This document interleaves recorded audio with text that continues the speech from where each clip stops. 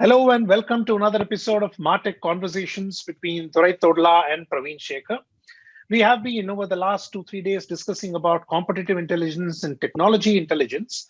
We discussed about process in the previous episode, and we're going to continue on the process line, but more specifically, tools for technology intelligence. What are the tools? Where do they fit in? And for some of you who may recollect that I related back to my market research experience that it's all about data collection, analysis, and reporting. And Dorai added on in his conversation, of course, it's scaled up a whole lot more. But Dorai, my question even before we get into naming some of the tools, what tools should I look for? What do I need to? Because the bulk of our time in my company and the ones that I've invested in focus a lot more on gathering the data and putting it together in some shape. But is that the only part? What do we need to do when we just discuss about an overarching tools for tech intelligence part of it, Dorai? Okay. So what do you use today anyway to collect, at least gather data? And it continues to be Google. It continues to be search strings, put that together. A few databases that we have signed up for in terms of competitor information or client prospect information, and newsletters that we subscribe to, and tracking whatever is happening in the landscape with specific reference to the new tools or new services that are being offered.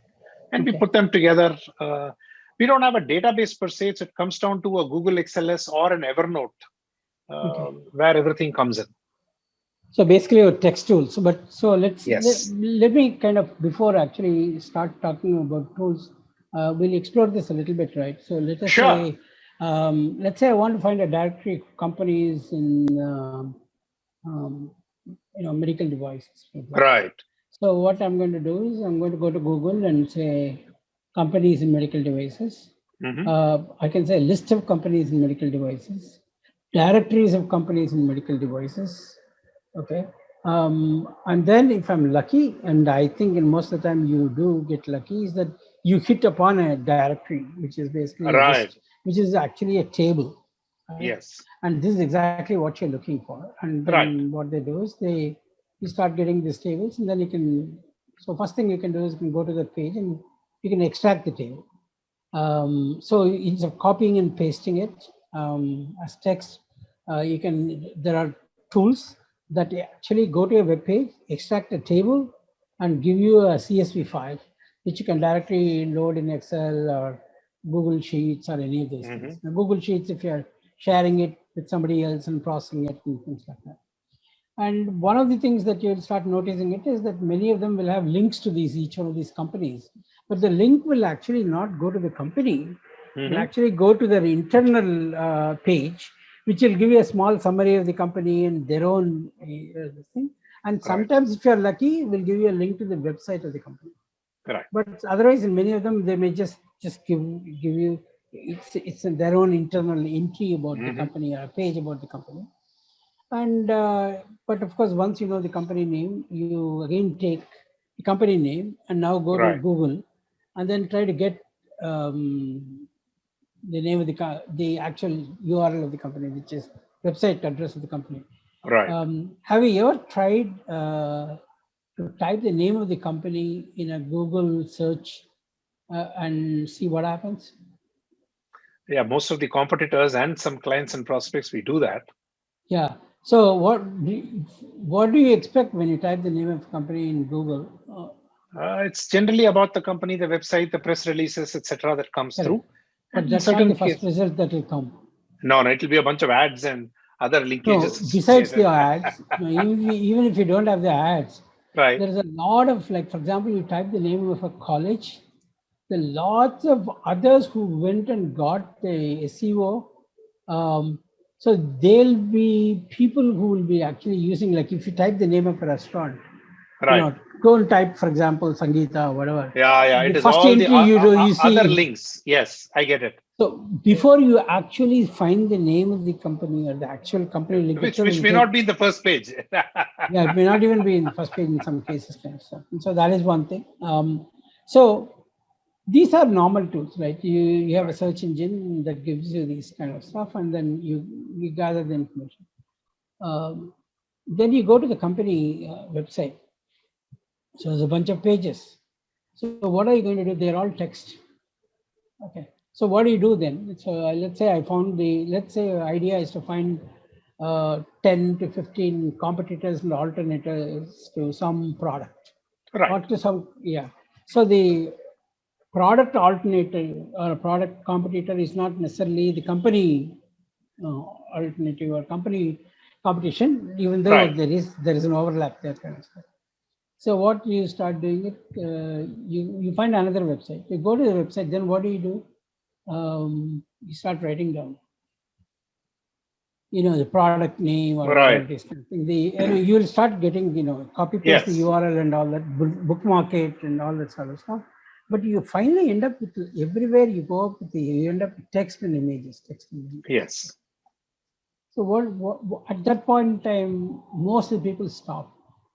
They look at the text and thing and say, okay, fine, I'll copy paste the text. Like you said, the very fact you said Evernote sent me a signal that, okay, that's exactly what you put a web clipper or something like that, the Evernote extension Yes. in the browser and say, Yes. hey, copy this, dude, or give me a summary of this page, or, because Right. Evernote has all these different, and so for those people who have not used Evernote has like, I think, 3 or 4 formats. It can bookmark a page. It can give you an abstract summary of the page, saved. It can just copy all the text in that page and Right. Right. and then it does something else. There is one more which I haven't used very much. So now instead of being on a web page, now you are stuck inside Evernote. Web was web was easy to read and write. Now Evernote is not that easy to read and write. Agreed. So what happens is you keep getting locked up in these little products that are there, and that's good because you have it, you can read it, but it's human readable. And then unless you are very Evernote fortunately has a capability for you to plug in, you write Yes. your own plugin, and which can go and do something. But now you are getting into programming kind of stuff. At that level, the person who writes an I Evernote don't want plugin, to get into it. you don't want to get into, which is proper, which is fine.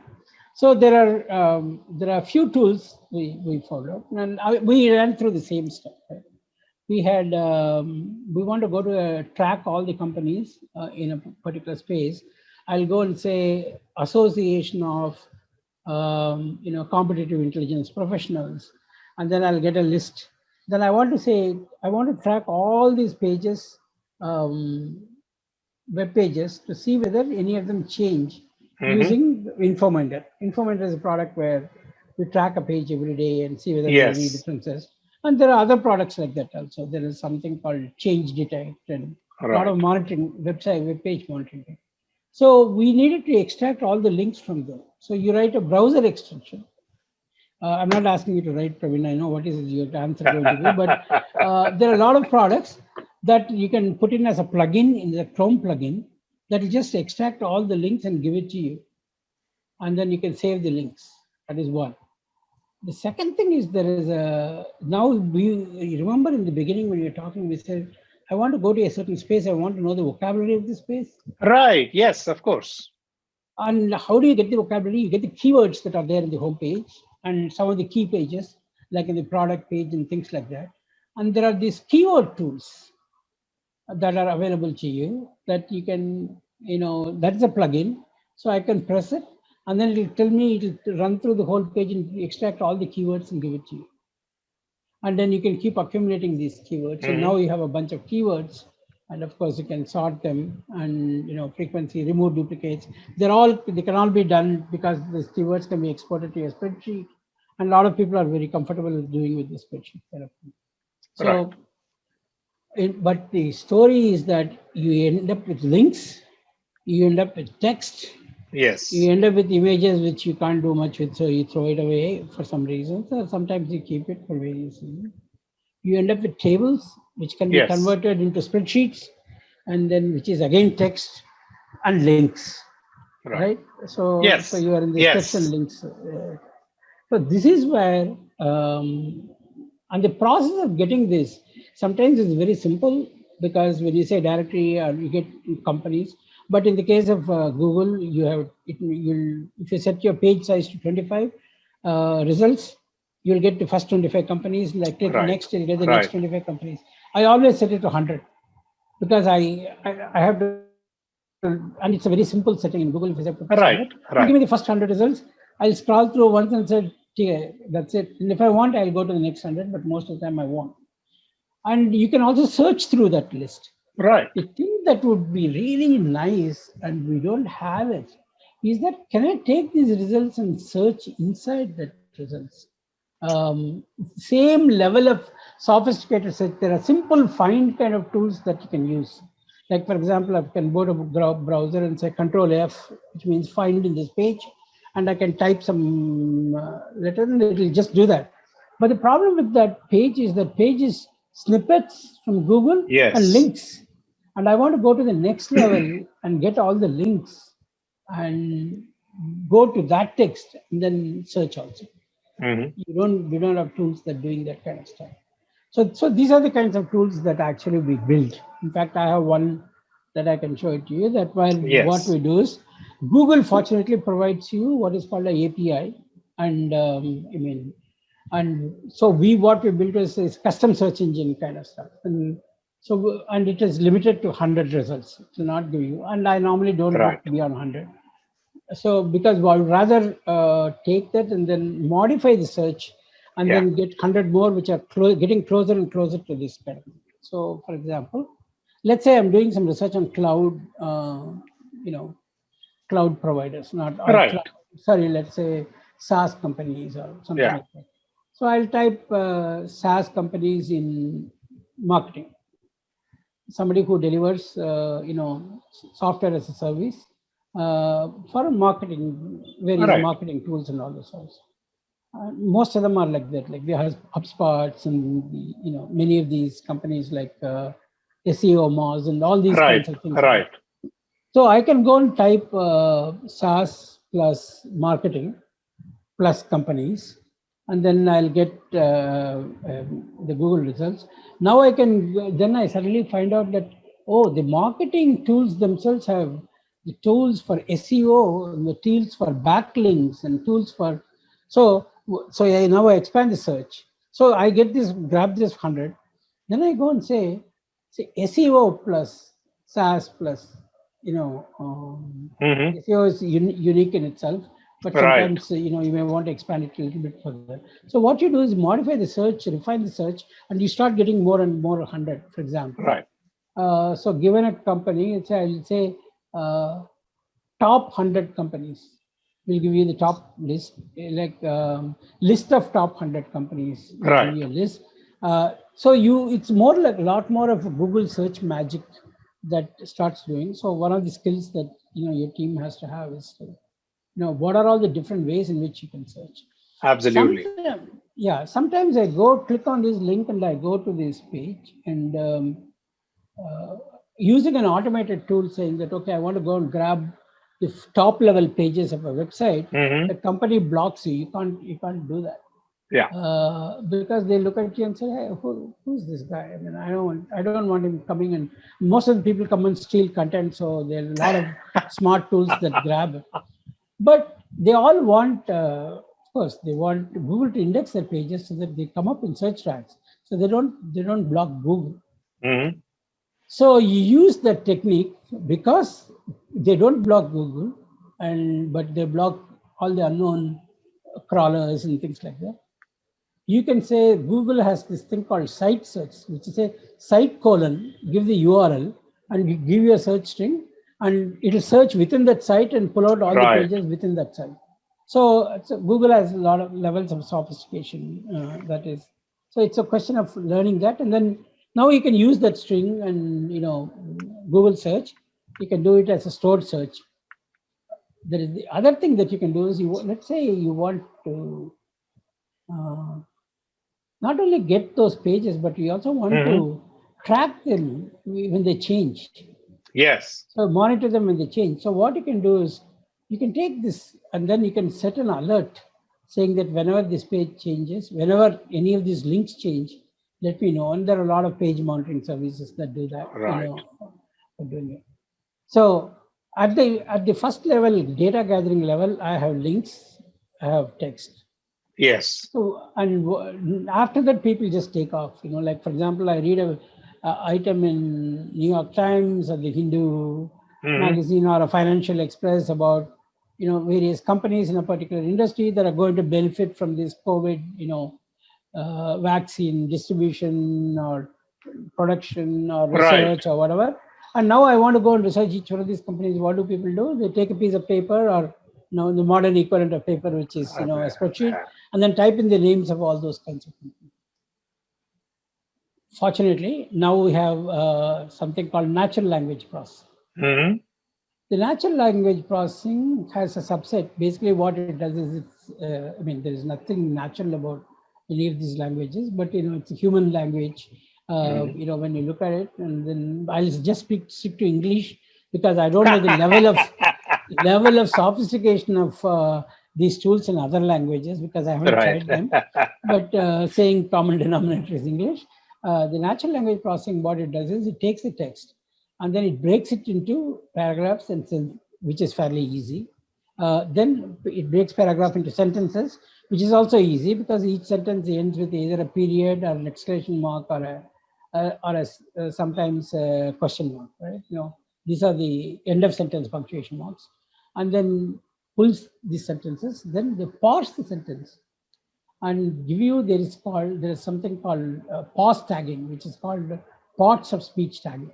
Right. So they give you verbs and nouns, basically. And of course, they'll also give you the adjectives, and they give you the determinants, and they give you a whole bunch of the stuff.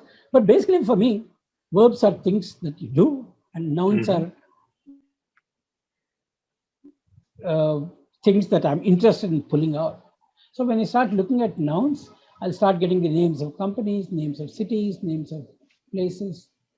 And entity extractors go one step even further. So they go and pull out. So there is an entity extractor which actually underlying uses something very similar to sentence, parts of speech tagging, but it goes one step further. Instead of it pulls out the names of places, and it also tags categorizes them.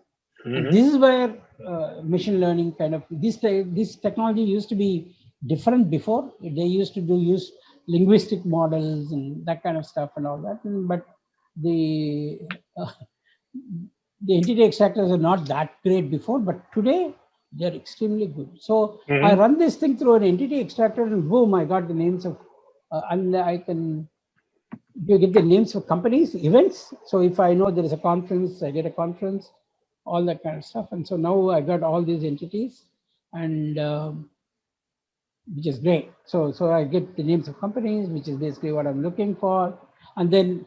So it's kind of a recursive thing. So you you do a Google search, get a directory, get a list of companies. If you have a ready-made list of companies, your job is pretty much done. But you have an article that talks about 10 different companies, and there's a top list. If the company's name is not sitting in a table, they're like hidden in subsections or whatever. Right. So you take that entire text and feed it to this NLP engine in our tool, which will do entity extraction, and then it gives you the names of the companies. And then, of course, you take the name of the company, feed it back to your company to URL mapper. You go to the company's website, and then you extract the pages of the company and the references to other company. So now you start doing this entity extraction again. Now, again, we've covered the gathering and we've covered the analysis part of it, but Correct. How do I draw the inferences really fast? Because as a typical listener or viewer to this conversation, myself included, Dorai, I want to eliminate the manual tasks because all these that you have mentioned, we are still doing traditionally, manually, one by one. Now, from information, we've got some sort of intelligence. How do I glean something actionable out of it? Yeah. So you don't have to do it manually. Today, what you can do is there are these tools called robotic process automation tools, and they're process automation, right? So essentially, what you do these steps 1, 2, 3, 4 manually. So I'm going to go to this page, then find the company, and then I'm going to go to the page I'm going to do another Google search. Across sites, I'm going to go and do this kind of thing. And the robotic process, there are a whole bunch of companies and reasonably good products. The top, I think, is UiPath. And we'll probably come up with a list tomorrow, but you can also go and say RPA companies, and then I will do that. Yes. So whatever method that we talked about finding companies, you can find the RPA company. They started with a very routine, boring things. Like, for example, one of the most common uses of RPA I've noticed is I went to one of these, what is called KPOs, BPO, KPO kind of thing, knowledge processing outsourcing companies. And they're, let's say, customers of Walmart. And they are, let's say, want to find out all similar products and pricing from Amazon. Okay. So they'll take Walmart product, take the name of the product. So if it's a branded product, the name will be the same. Right. Keep going in Amazon searches, and then keep finding the pricing, and then keep extracting all that thing, including maybe the product images and that kind of stuff, and then start building a database of this kind of stuff and deliver it to customers. And that's what they basically do. Of course, there are a lot of nuances. Like, for example, Walmart will figure out that if you take AAA batteries, that Amazon sells a pack of 4, pack of 12, pack of whatever, and these guys will go and say, I will sell a pack of 6, which is 2 SKUs in between these 2 SKUs. We will try to do this kind of thing. So they were very dumb in the sense that, well, they're not dumb, they're smarter than what we do manually. But what they would do is they follow a routine, and then they will go and handle it. The next generation of them added some scripting. So what happens if one of these steps fail? What is a graceful recovery? So they added scripting. Language Python is used for doing these kinds of things. So in fact, there's an entire book on automating boring stuff with Python. So I'll show you that cover of that book. Actually, yes, it's a pretty neat tool that they do all these things, and because many of these you can do it with PHP and a whole bunch of Ruby, all these programming languages. But what they essentially do is they use the web, APIs to go and get this information. And then that is the crawlers. Okay, then scrapers, they scrape the information, and then scraping can get very complex because there is no one single way of scraping information, because no two people maintain information in the same way. Yeah. So slowly they're getting smarter. Like the semantic scraping is coming up. Like people are like saying, okay, I'm going to look at, if I want to see an address, the way I'm going to detect an address is I'm going to look if it's India at 6 digits pin code. If it's US, it's a 5 to 9 digit zip code, even though I've never seen people use 9 digits. And then normally it is preceded by the state, which is 2 characters, which is one of these 50 combinations, which means that before that is a city kind of thing. So there are smarter ones that will do address extraction for locations of the company kind of thing. And so they use rules-based logic. And there is a whole bunch of interesting technologies doing it. And beautiful, Dorai. I've got a whole lot of things listed down as my learning for today. Starting with, I need to get one of my folks trained as a Google search guru to get that part going. Text extractors don't get locked up in various products. How do we find the vocabulary of a space? Searching inside search results, that's something we would need to. Pause tagging, entity extractors, RPA tools. Example, UiPath. Well, there's enough and more that you have given for me to go ahead, read up, prepare. And my request to you is when we connect for the next episode, it would be great, Dorai, if you could walk us through a few products, including InfoMinder that your company iMorph has developed. We would love to have a look at that tool as well. Okay. We also built some of these tools. We built an automatic search using Google Custom Search Engine API. So that given a search, we'll take it and save it into a spreadsheet, CSV format. You can use that. Then we built a keyword extractor tool that given a page, it will automatically extract all the keywords and give it to you, which is much harder than you think. Actually, we use a Microsoft Azure service for doing this. There is an entity extraction. So I'll demonstrate a few tools. These are not products per se. But these are simple tools we built so that we can do all these kinds of things fairly easily. I'd love to know more, and I'd love to see how I can use more of these tools. And I've not answered your inference question, so we'll talk about it. And I think it's the same keyword that I used. I thought I would get to today, but I don't think we can get. Is that knowledge graph? Yes. So we'll talk about that tomorrow. We'll cover the tools, inferencing, and the knowledge graph. Lovely, Dorai. Thank you very much. Thanks, Pravin. Take care.